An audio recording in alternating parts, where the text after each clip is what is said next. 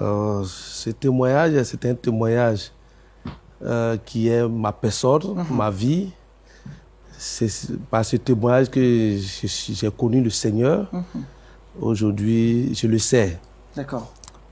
C'était un jeudi, en pleine nuit. J'étais couché. En rêve, j'ai vu la main coupée d'un homme avec un scorpion dans sa main. Vous avez retenu le jour à un jeudi? Un jeudi. D'accord. Et dans la main, il y avait un scorpion. Et dans ce rêve, la personne a déposé le scorpion sur mon genou droit. Et le scorpion est rentré en moi, dans le rêve. Ça me faisait tellement mal en rêve, je criais en rêve. Au même moment, je me réveille en sursaut en pleine nuit. Mon pied était vraiment enflé.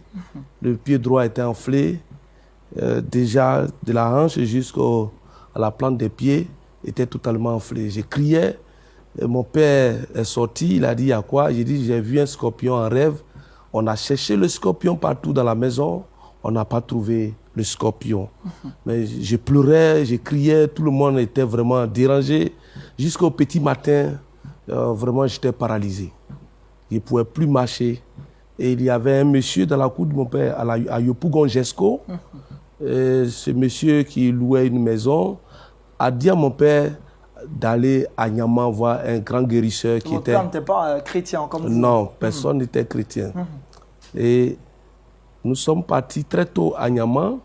Le guérisseur, lorsqu'il m'a vu, il a dit à mon père, comme on peut travailler à la Sosimat à Vridi, il devait aller au travail. Il a dit à mon père que ça, c'est une chose que je peux faire ça facilement, que j'ai l'habitude de guérir ces genres de choses.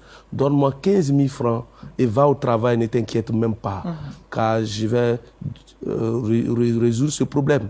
Et mon papa lui a donné les 15 000 francs, il est parti. Je suis resté couché là, en train de souffrir, jusqu'au soir. Le monsieur ne m'a pas touché. La nuit, il ne m'a pas touché et il allait dormir. Et lorsqu'il dormait, c'est là qu'il a eu aussi la visite de 2 personnes aussi en rêve qui l'ont frappé et qui lui ont dit, ce que nous avons fait, c'est nous qui avons fait, nous sommes plus forts que toi. Et ils l'ont frappé. Lorsqu'il s'est réveillé, il est venu vers moi, il a dit, et il m'a demandé à tous ceux qui travaillaient avec lui de partir, de me prendre et d'aller à la GESCO pour aller chez mon père. Donc nous sommes partis très tôt. Arrivé à la GESCO, il a dit à mon père, voici tes 15 000 francs, voici ton fils. Ce que j'ai fait, c'est pour me nourrir et nourrir mes enfants. Si c'est pour me tuer que tu as envoyé ton fils, donc je ne suis plus dedans. C'est-à-dire, ce monsieur n'a pas pu résoudre Il n'a le pas problème. pu résoudre. Pour dire que dans le monde spirituel, il y a des gens qui sont gradés que les autres. Dans lui, ceux qui avaient fait la chose étaient plus gradés que lui. Voilà. Donc, il a échoué. Nous sommes partis, là aussi, après quelques jours de souffrance, nous sommes partis à Lakota. On nous a montré un grand guérisseur en son temps, Zregi. Quand nous sommes arrivés, il a pris une lame, il a acheté une lame et ils m'ont attrapé et ils m'ont déchiré partout, sur mon corps, partout. Et il avait une poudre qu'il a mis pour frotter. Je souffrais. Mais la nuit, lui aussi, il a reçu une visite et ils l'ont frappé aussi de la même manière. Et aussi, matin, il nous a chassés de Lakota. Que lui aussi, ce qu'il fait, c'est pour se nourrir, ce n'est pas pour qu'il meure. Et nous, on est arrivé à Abidjan. On nous a parlé d'un guérisseur au pays Gouro. Donc pour cela, ça faisait 2 tentatives déjà et 2 échecs. 2 échecs. Nous sommes allés au pays Gouro, puisque moi-même je suis un Gouro, je suis Gouro. On nous a dit qu'il y a un très grand féticheur qui est un Gouro qui est à Boisflé. Nous sommes arrivés là-bas. Lorsque nous sommes arrivés, quand lui m'a vu, il m'a dit, c'est par la nourriture qu'ils ont vu ton fils. Il a dit à mon père que ceux qui ont fait, c'est par la nourriture. Donc, il ne faut plus, il va manger huile rouge, poisson frais, viande fraîche, manioc. Donc, je ne devais rien manger. Donc, pour lui, il ne devait plus manger du riz blanc, on met dans l'eau et on mettait dans ma bouche. Wow. Et lui aussi, il a dit, il veut un mouton. Mon père allait chercher le mouton en pleine nuit. Ils sont venus aussi les deux personnes, il y avait une femme et un homme. Et c'est ce qu'il a dit. Il dit, ils sont venus, l'ont frappé aussi la nuit. Et matin, il nous a chassés de Boisflé. Il ne veut plus nous voir. Que lui, c'est ce qu'il fait, c'est pour se nourrir.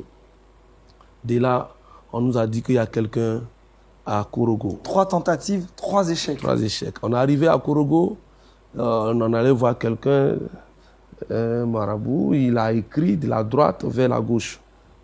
Et à droite, ils ont lavé des liquides noirs, ils m'ont fait boire quelques litres. On dit que ça va tuer le scorpion parce que le scorpion marchait partout dans mon corps. Je souffrais, j'étais paralysé, je ne pouvais pas. Et j'ai bu, rien. Là aussi, on nous a conduits au Burkina.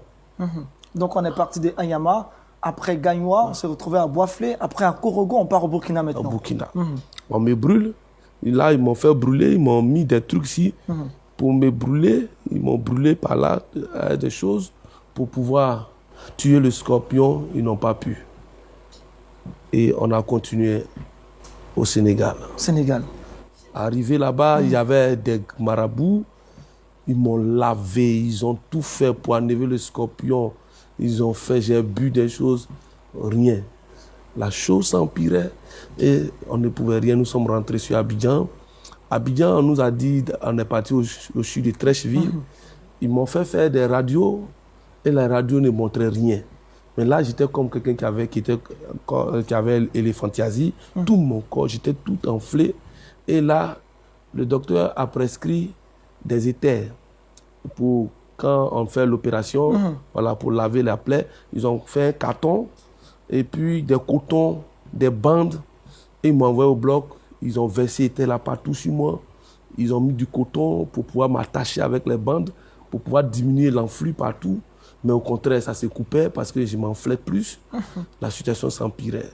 On n'a pas pu faire au CHU de Trècheville. On est venu au CHU de Cocody. Il y avait un spécialiste. Lui aussi, il ne pouvait pas. Et nous sommes rentrés à la GESCO. À la GESCO, il y a des gens qui sont venus voir mon père qu'il y a une solution à l'hôpital protestant de Dabou. Et c'est là que nous sommes partis. Quand nous sommes allés, on a croisé le chirurgien qui était là, il s'appelait Abalo.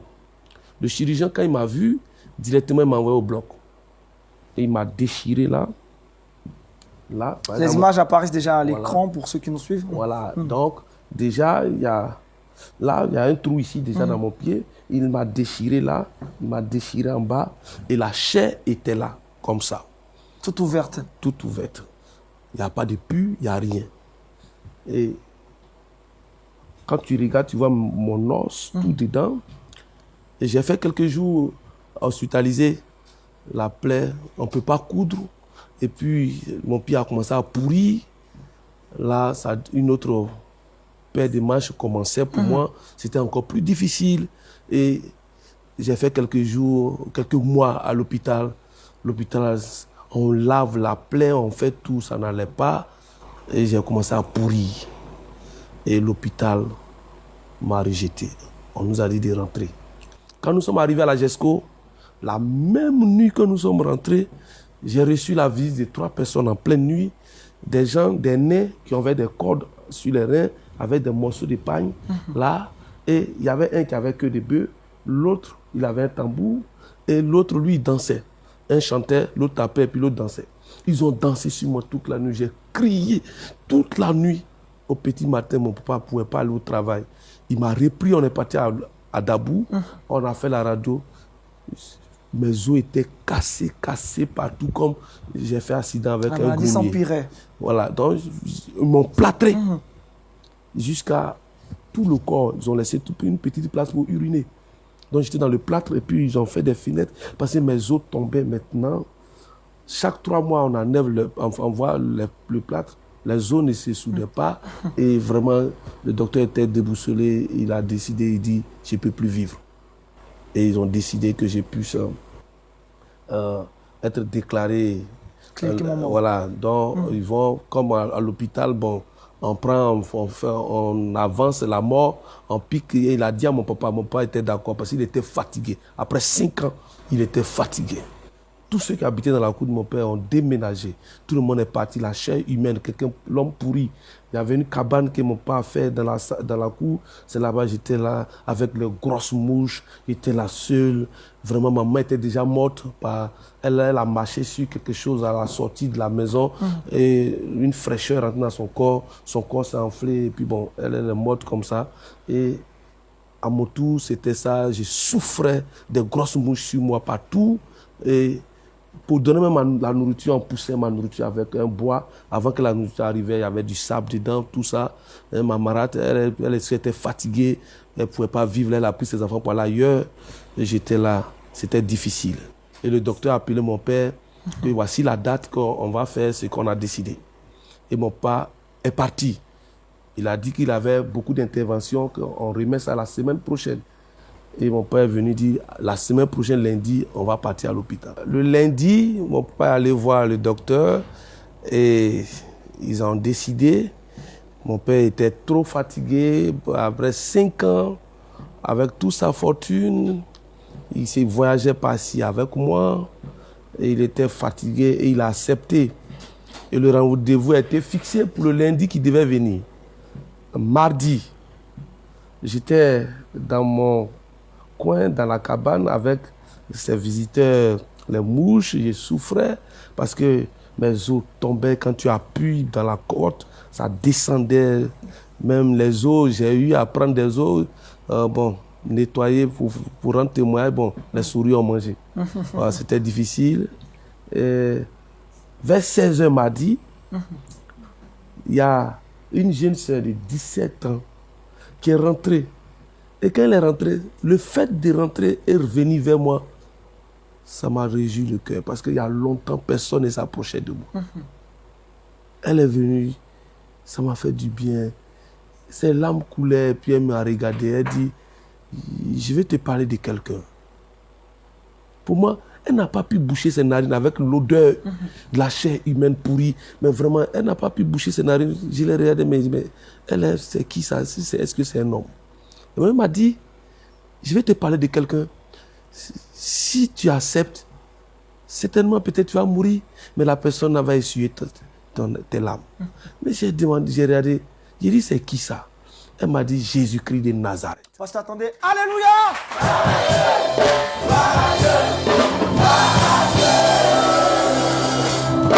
Continuez, pasteur.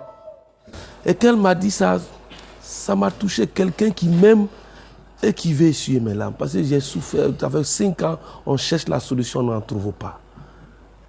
Et il dit, où il est? Elle dit, elle arrive. Et elle est partie. Elle est revenue avec un jeune, avec une brouette, avec du sable dedans. Et ils m'ont soulevé, m'a essuyé, parce que le puits coulait, donc ils m'ont pris pour me mettre de ce côté pour que ça coule dans la brouette. Le puits, les eaux qui tombaient.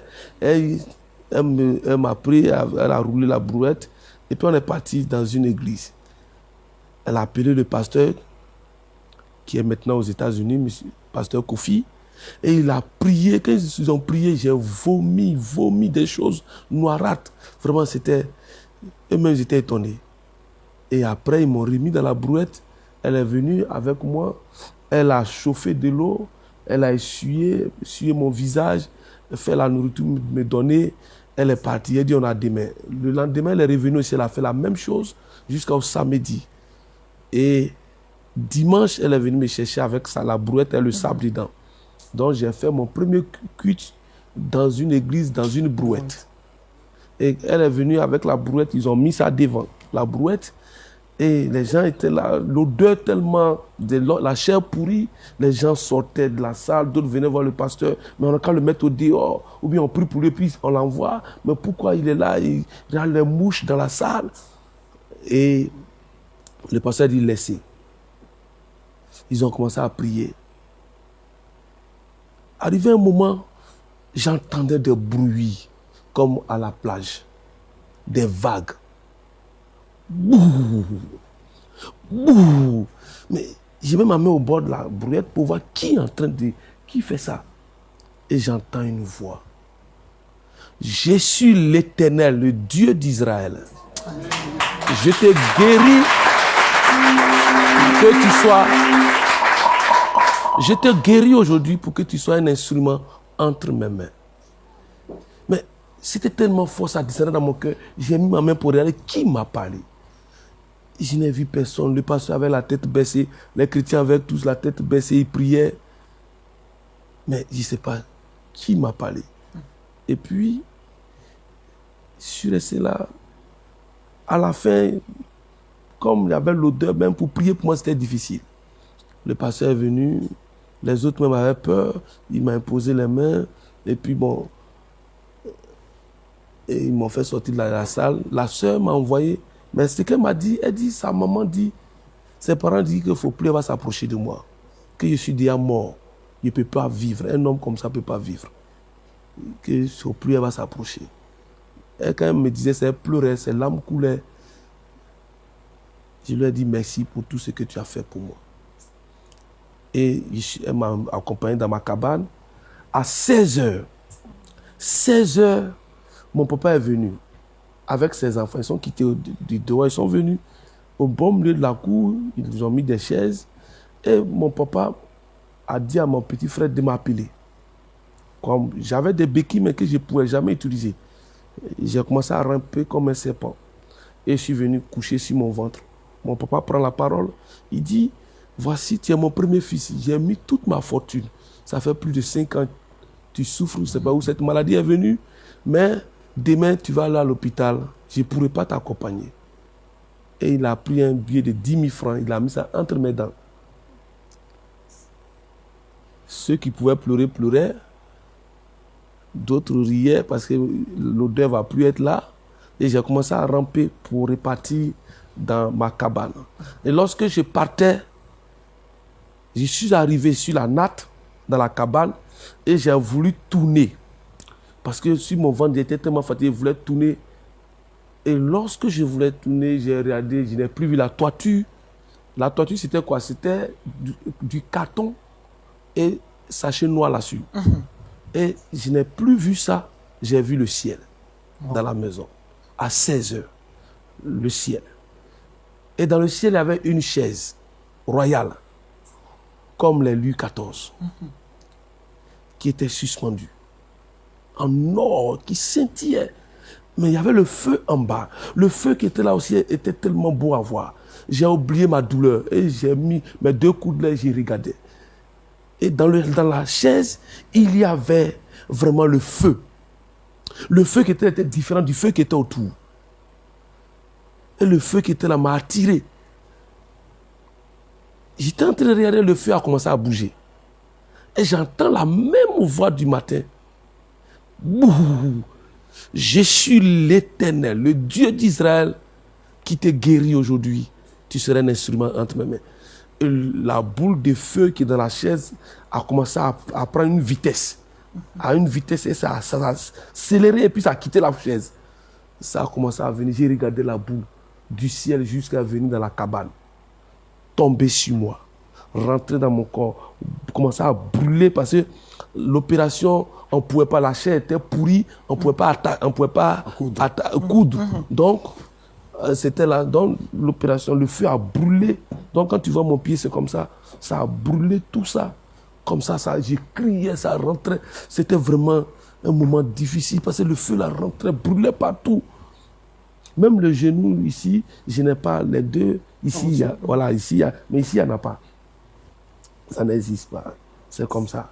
Donc, ça peut toucher. Hein. Ouais, toucher, c'est plat. Effectivement, ça n'existe pas. Ouais. Alléluia!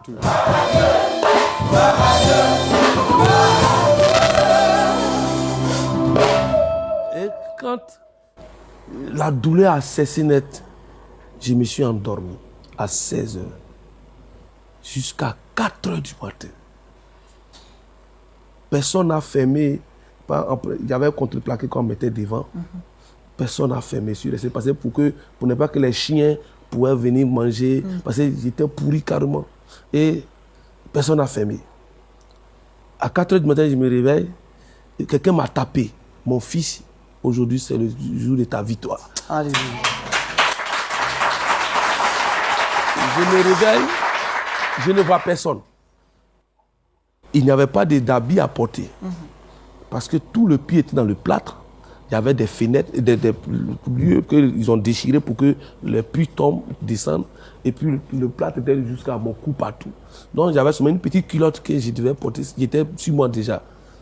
Donc j'ai pris mes béquilles là pour m'appuyer un peu. Je suis sorti un peu. J'arrive devant la cour et devant la route. Puisque voici l'église d'Assemblée de Dieu. Voici la route et la cour de mon père là. Je sors et je vois une voiture qui est là, une voiture blanche. Et dans la voiture blanche, il y a un homme qui descend, je ne vois pas son visage, mais il est grand détail, sûrement jusqu'au genou, je vois son pied, et qui me dit, mon fils, où vas-tu? Il dit, je vais à l'hôpital protestant de Dabou. Il me dit, je t'accompagne. Il prend mes béquilles et moi-même, il me met dedans. Lorsque nous sommes montés dans la voiture, net, on se retrouve à Dabou. Je n'ai rien vu. Extraordinaire. Et arrivé là, il me dépose, il dit, je suis avec toi, ne crains rien. Et la voiture. Au moment où je suis en train de prendre ma béquille pour bien m'arrêter, il n'y a plus de voiture. La voiture est partie, a disparu. Je regarde, voici quelqu'un qui est arrêté là-bas, c'est le docteur Abalo, le chirurgien. Et il dit, allez le prendre. On était vers maintenant 6 heures. Il dit, il faut aller, prenez-le. Ils sont venus avec une chaise roulante, ils m'ont mis dedans, arrivé à côté de lui, envoyez-le, ce type-là. C'est quel enfant ça? C'est quel homme ça? Hein? Je dors, je ne peux pas dormir, je le vois. Quand je ferme mes yeux, je le vois. Allez, envoyez-le où on fait les radios. Ils ont fait les radios, ils m'ont envoyé dans son bureau, il était assis. Il a pris, quand il a mis sur la lumière, il a crié, il est tombé. Les gens qui étaient à l'extérieur, tous sont venus. Qu'est-ce qui se passe? Il dit, mais voici ce qui s'est passé. Moi, mais je ne comprends pas. Donc, après, jusqu'à 10 heures, le docteur revient à lui. Et il explique aux gens, il y avait du monde maintenant, mes propres m'envoient au bloc. Ce qui a fait crier le docteur, parce que mes os, mon genou n'existait plus. Tout était quitté. Tout était parti, déjà tombé dans les puits et puis dans le truc. Donc, ces os-là ont été reconstitués, mais pas comme ça, comme la carapace d'une tortue. C'est ce qui l'a fait crier.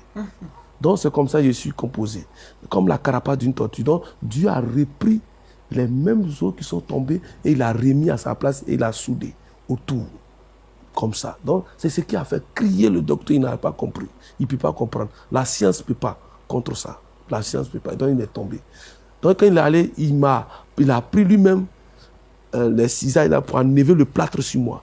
Il m'a lavé. Et tous étaient arrêtés là, puis ils me regardaient. Et il m'a dit de marcher. Quand il marchait, je descends. Ce pied, entre les deux pieds, il y avait plus de 5 cm qui manquaient. L'autre pied était long. Et non, j'ai boité. Maintenant, il m'a dit, c'est mieux. Il faut partir et ne reviens plus jamais ici. Et c'est comme ça qu'il a quitté l'hôpital protestant de Dabou. On est arrivé à la GESCO. Le soir, mon papa est tellement content. Ils ont tué la nuit là, un mouton. Ils ont mangé. Pourquoi vous étiez mort? Voilà. Donc lui, il était content parce que son fils, il pensait que son fils n'allait plus jamais revenir. Ils allaient l'appeler pour dire que non, il est à la morgue. Et il voit son fils qui revient. Donc pour lui, vraiment, c'était formidable. Ils ont dansé, mangé. Il est resté là, même lui-même dormi au dehors là, à belle étoile. Il a bu jusqu'à qu'il était là. Et après ces jours, comme j'ai fréquenté à Couleur-Monnaie d'autoroute, il allait pour dire que si mon fils peut reprendre les études, même si 5 ans après, ils lui ont dit vraiment que c'est possible. Et bon, avec les radios qu'il allait déposer, les gens ont voulu faire, aller voir l'assurance pour faire les choses. Ils ont dit qu'ils vont donner 30 millions. Et chacun devait avoir sa part. Dans ça, 5 millions et 15 millions pour mon papa.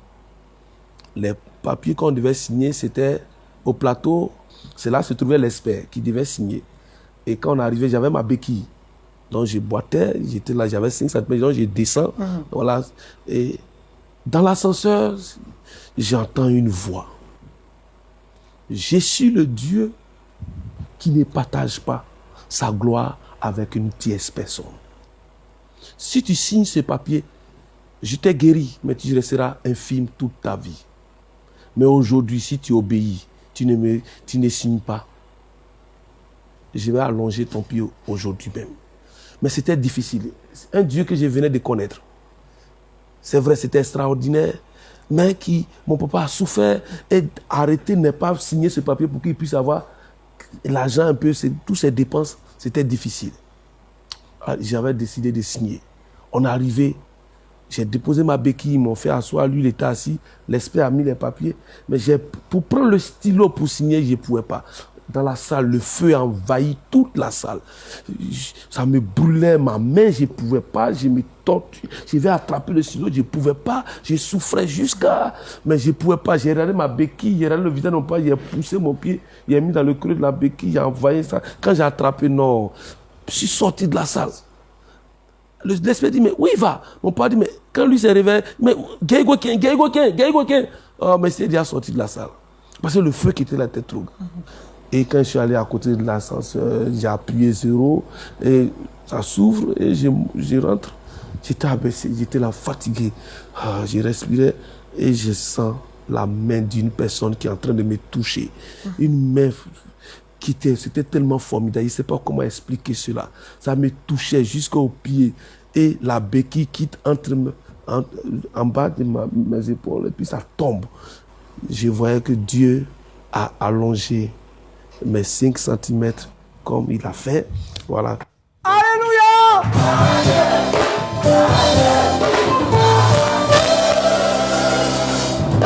Vraiment, c'était formidable. Tu peux marcher un peu. Oui, vous allez marcher, pasteur. Alléluia. Vous revenez. C'est extraordinaire. Voilà, c'est ça. Eh bien, je danse très allez venir bien vers moi. avec ça. Et puis, Vous allez danser tout à l'heure, vous allez ouais, danser je tout à l'heure. danse très bien avec ça. Je joue même au ballon à l'Institut.